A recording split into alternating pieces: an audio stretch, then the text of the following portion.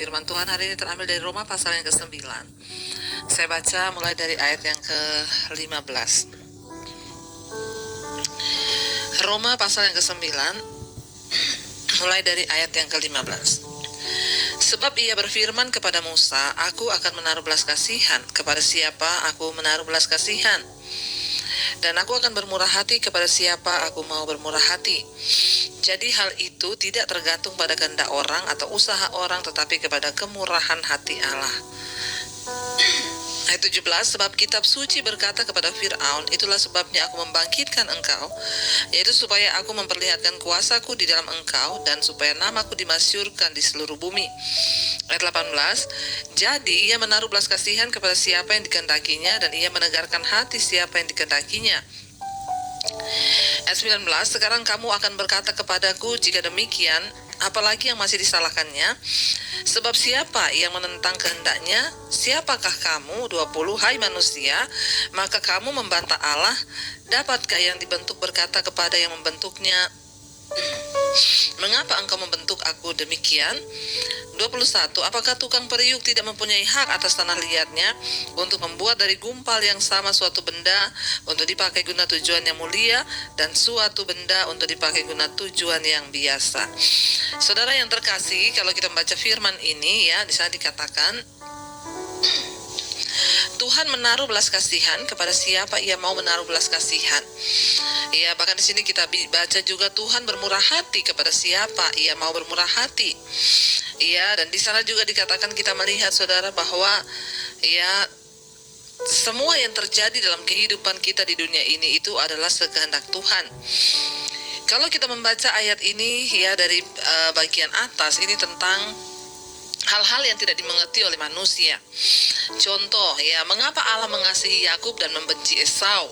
Sejak dari dalam kandungan Tuhan sudah berfirman bahwa Yakublah yang akan menjadi ya anak perjanjian ya. Dan Esau sekalipun dia kakak, tapi dia akan menjadi yang ya tidak menerima hak kesulungan. Di sini juga kalau kita membaca di atas dikatakan kenapa Tuhan mengeraskan hati Fir'aun sehingga Fir'aun itu membangkit dan dia menawan bangsa Israel. Ada banyak hal dalam hidup ini yang seringkali kita tidak mengerti, saudara. Ada banyak hal yang seringkali tidak bisa dicerna dengan akal logika kita manusia. Tapi mari kita mengerti hari ini bahwa firman Tuhan berkata, ya, semua itu adalah kedaulatan dan kehendak Tuhan. Saya beri contoh saja, misalnya ada seorang ibu yang datang kepada saya dan bertanya, Bu, kenapa anak saya dipanggil Tuhan?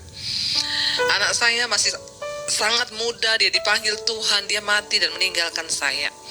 Kenapa Tuhan mengambil anak saya? Kenapa bukan anak lain yang nakal, yang memang pantas untuk mati? Saudara, tidak semua persoalan di hidup kita ini ada jawabannya. Tidak semua masalah di hidup kita ini dapat kita cerna dengan logika kita. Pada akhirnya sebagai manusia, kita harus kembali kepada kedaulatan Tuhan. Ya, itulah Tuhan. Dia yang berkehendak, dia yang berkuasa, dia yang melaksanakan, dia melakukan. Bagian kita sebagai manusia hanyalah belajar percaya bahwa semua yang terjadi itu seizin Tuhan dan itulah yang terbaik. Ya, itu yang terbaik. Ya, seringkali orang bertanya kenapa, kita tidak menemukan jawaban. Pada akhirnya kita hanya menjadi kecewa kepada Tuhan karena kita tidak memahami segala sesuatu yang sedang Tuhan kerjakan. Ada yang berkata, kenapa anak saya meninggal, Bu? Ya mungkin Tuhan lebih tahu, lebih baik dia meninggal sekarang daripada nanti dia hidup tapi dia akan mengalami sakit yang parah atau bagaimana. Tuhan yang tahu, dan mari kita yakini itu adalah yang terbaik. Waktu kita hanya bertanya, kita terus bertanya, kenapa, maka pada akhirnya kita ini hanya akan timbul satu sikap yang berbantahan dengan Tuhan. Ya, sehingga ayat ini berkata, ya, Roma 9 ayat 20, bisa dikatakan, siapakah kamu, hai manusia, maka kamu membantah Allah. Dapatkah ya yang dibentuk berkata kepada yang membentuknya, mengapa engkau membentuk aku demikian? Ya, siapa yang dapat menyalahkan Tuhan dalam segala keputusannya? Siapa yang akan menentang dia? Ya, sekali lagi ya, mari kita menyadari pikiran kita, otak kita, logika kita ini terlalu sempit untuk memahami Tuhan yang begitu besar. Karena itu bagian kita hanyalah mari kita sungguh-sungguh menyadari bahwa Ya, apa yang dikerjakan Tuhan dalam hidup kita itulah yang terbaik, saudara. Mungkin kita merasa ada banyak ketidakadilan. Mungkin kita merasa ya apa yang Tuhan putuskan itu tidak sesuai dengan yang kita harapkan. Bahkan ada begitu banyak penolakan dari hati kita yang mungkin merasa ya Tuhan tidak adil. Tapi mari kita menyadari bahwa kita ini hanyalah ciptaan, bahwa kita ini hanyalah ya tidak ada apa-apanya dibanding Tuhan. Jangan pernah menyalahkan Tuhan ya, dan jangan berbantah dengan Dia, saudara. Dikatakan ya, sekarang kamu akan berkata kepadaku, jika demikian apalagi yang masih disalahkannya, sebab siapa yang akan menentang kehendaknya. Kita mutlak harus menerima kehendak Tuhan. Apapun yang terjadi di hidup ini, itulah keputusan Tuhan.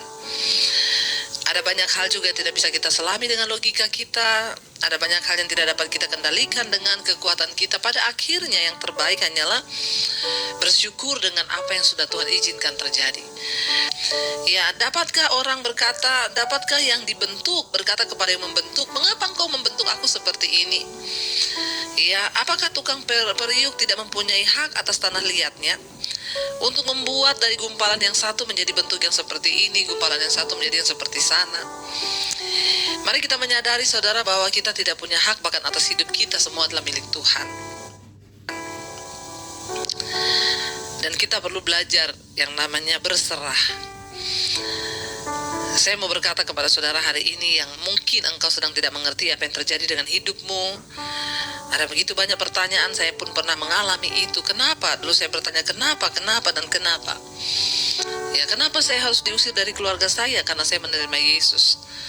Kenapa begini, kenapa begitu? Tapi ketika hari ini saya mengerti, ternyata itulah yang terbaik bagi saya. Karena saya tidak akan pernah menjadi seperti ini kalau saya tidak melalui masa-masa sulit yang bahkan saya tidak bisa mengerti. Saudara, ya saya mau berkata hari ini lebih baik belajar menerima keadaan.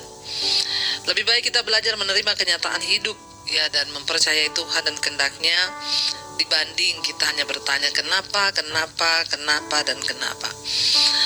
Saya berdoa supaya kita semua belajar yang namanya berserah.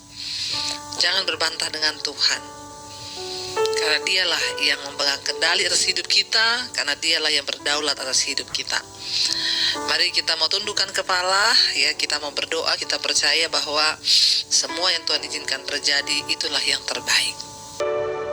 Terima kasih Tuhan, kami percaya Engkau yang lebih tahu yang terbaik bagi kami. Kami tahu Engkaulah yang lebih tahu